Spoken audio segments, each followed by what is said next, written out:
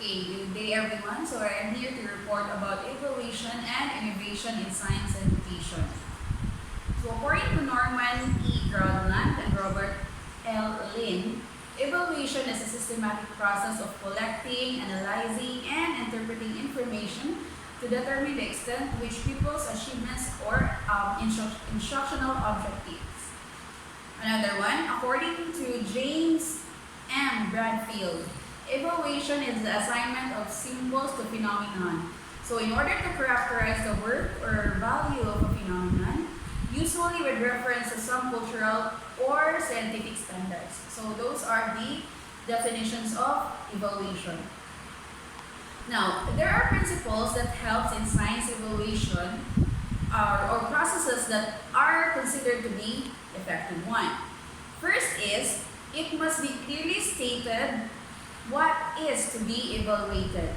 So the teacher or us should be clear about the purpose of the evaluation. We should also formulate the instructional objectives and define them clearly in terms of students' observable behavior. And then, learning outcomes must be specified clearly. Next, a variety of evaluation techniques should be used for comprehensive evaluation. So, these techniques are like objective test, essay test, observational techniques. So, those should be used so that a complete picture of the pupil achievement and development could be assessed. Third, an evaluator should know the limitations of different evaluation techniques. So as we all know, we can use different evaluation techniques, but then we should know as well as to what kind of techniques should be used in a specific purpose, depending on the setting inside the classroom. So evaluation could be done with the help of simple observation or highly developed standardized tests. But whatever the instrument or technique it may be, it has its own limitation. So sampling error is a common factor in educational and psychological measurements, and achievement tests may not include the whole course content. Fourth, the technique of evaluation must be appropriate for the characteristics or performance to be measured. So what do we mean by that? Every evaluation technique is appropriate for some uses and inappropriate for another. Therefore, while selecting an evaluation technique, one must be well aware of the strength and limitation of the technique. So it boils down to the core that there should be an appropriate technique in every setting or in every activity in the classroom. Okay, fifth, an evaluation is a means to an end but not an end in itself. So what do you mean by this? The evaluation technique is used to take decisions about the learner. It is not merely gathering data about the learner because one collection of data is wastage of both time and effort. But the evaluation is meant for some useful purpose. Okay, so how important is evaluation processes in science education? Since we are teaching in science and we're majoring in science, we should know how important evaluation is, specifically to our subject. First is, evaluation helps in preparing instructional objectives. So learning outcomes expected from classroom discussion can be fixed by using evaluation. So also, what type of knowledge and understanding the student should develop. That's how it works. Third, what skills should they display? Fourth, what interest and attitude they should develop. So we should always remember that only a good evaluation process helps us to fix up a set of perfect instructional objectives. Okay, second, evaluation process helps in assessing the learner's needs. So this is what usually happens. We have previous batch of learners from the previous batch, right? So the result of the evaluation of that batch or our process or our experience through that batch, that would help us in dealing with the new batch as well. So it depends on the evaluation of that students, we will know if there are techniques or tests that should be appropriate during the discussion. We could apply that to the new batch. So for this one, the instructor must know the knowledge and skills to be mastered by the students.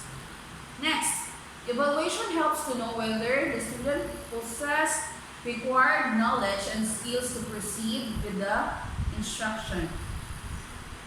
Okay, third, evaluation helps in providing feedback to the students. Of course, that is the main function of evaluation. You evaluate, and then whatever will be the result of the evaluation, that's the type or that's the point that you should be giving to your students in regards to their performance.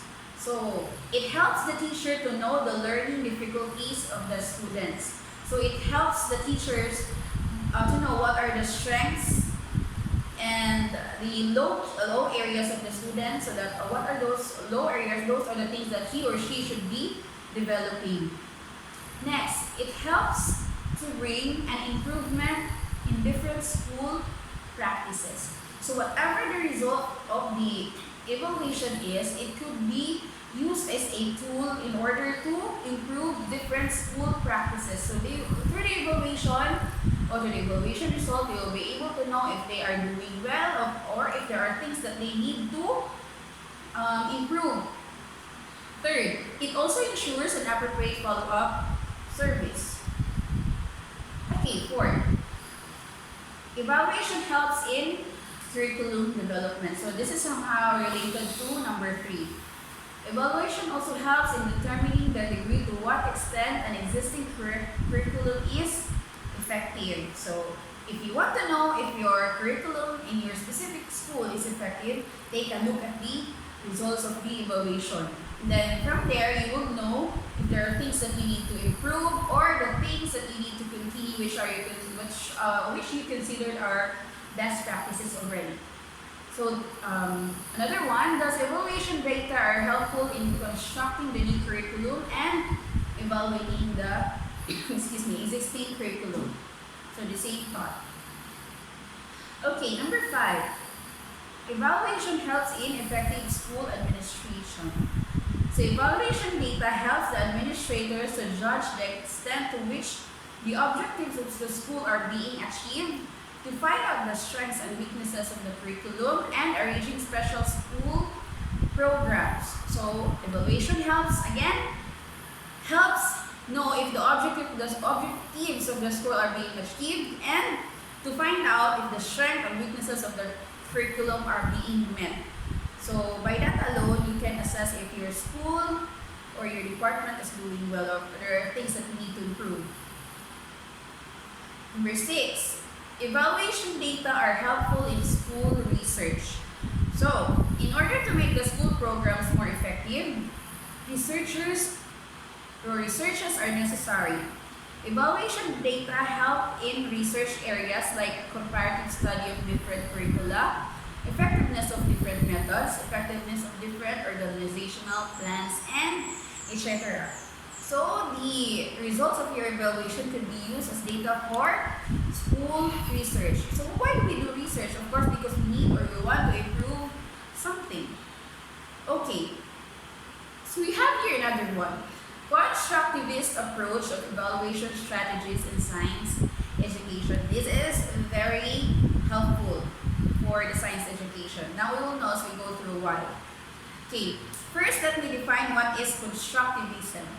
Constructivism is an approach to learning that holds that people actively construct or make their own knowledge, and that reality is determined by the experience of the learner. This is according to Elliott et al. 256. So, in elaborating constructivist ideas, Ahrens, 1998, states that constructivism believes in personal construction of meaning by the learner through experience, and that meaning is influenced by the interaction of prior knowledge and new events. So for this one, for the constructivist ideas or constructivist learning, it is through the experience of the learner where he or she will develop new learning out from the previous learning, using the new learning that the students is experiencing, and also for the new events that will be coming. So what is constructivist teaching?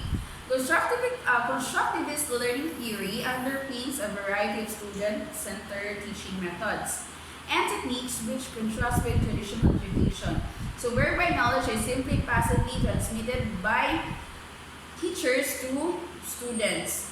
So constructivist learning simply is student-centered teaching methods. It is the students who will do the learning, and only you, teacher or professor, is the facilitator.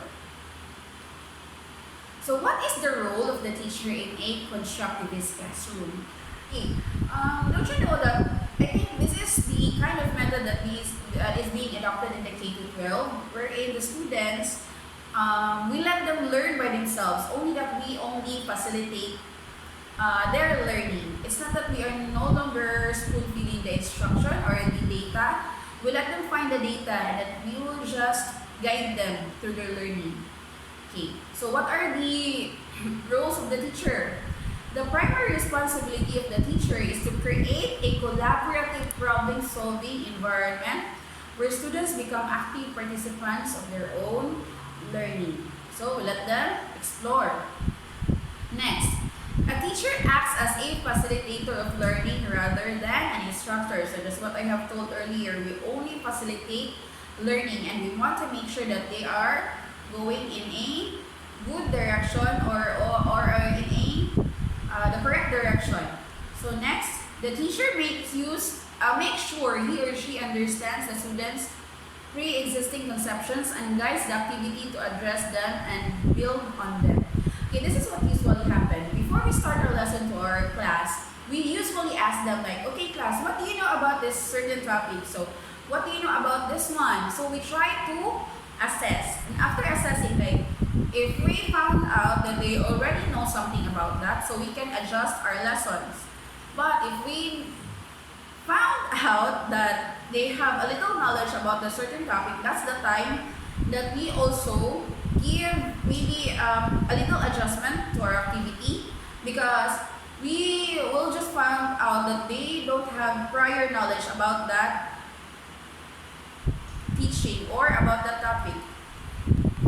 Okay, another one is scaffolding. So scaffolding is a key feature of effective teaching, where the adult continually adjusts the level of his or her help in response to the learner's level of performance. So we all know that we have different kind of learners inside the classroom. So through scaffolding, we give what you call that